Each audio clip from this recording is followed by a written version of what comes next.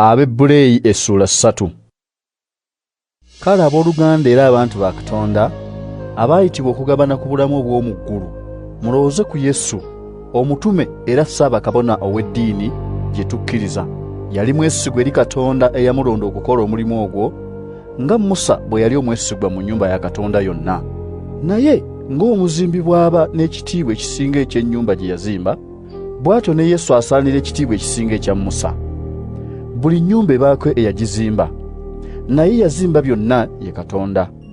Ne Musa yali mwesigwa mu nnyumba ya Katonda yonna. Yali muweereza eyakakasa ebyo Katonda bye yali agenda okwogera.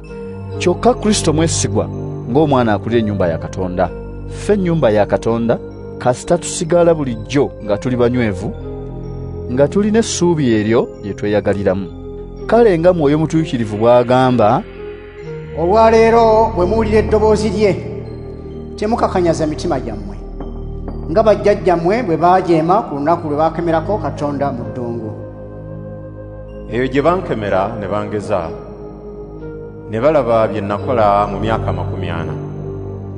Kyennava nsunguwalira abantu abo, ne ŋŋamba nti bulijjo baba bakyamu mu kulowooza kwabwe, tebamanyanga mateeka gange.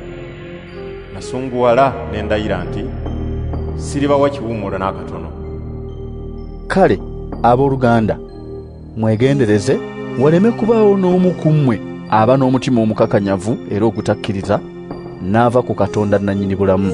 Mu kifo ky'okuva ku Katonda mubuuliriragane buli lunaku ng'olwaleero lukyaliwo. Waleme kubaawo n'omu ku mmwe obulimba bw'ekibi gwe bukakanyaza omutima, kubanga twafuuka abassa ekimu mu Kristo, kasita tunywereza ddala obwesige bwaffe bwe twatandika nabwo ne tubutuusa ku nkomerero. Ekyawandiikibwa kigamba nti, olwaleero bwe munaawulira eddoboozi lya Katonda, temukakanyaza mitima gyammwe, nga bajjajjammwe bwe beewaggula ku Katonda. Be baani abaawulira eddoboozi lya Katonda ne bamujeemera?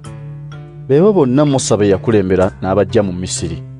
Era be baani Katonda be yasunguwalira okumala emyaka 40? Be babaayonoona ne bafa, era emirambo gyabwe ne gisigala mu ddungu. Era be baani be yalayirira obutayingira mu kiwummulo kye? Be baamujeemera. Kale tulaba nti baalema okuyingira lwa butakkiriza bwabwe.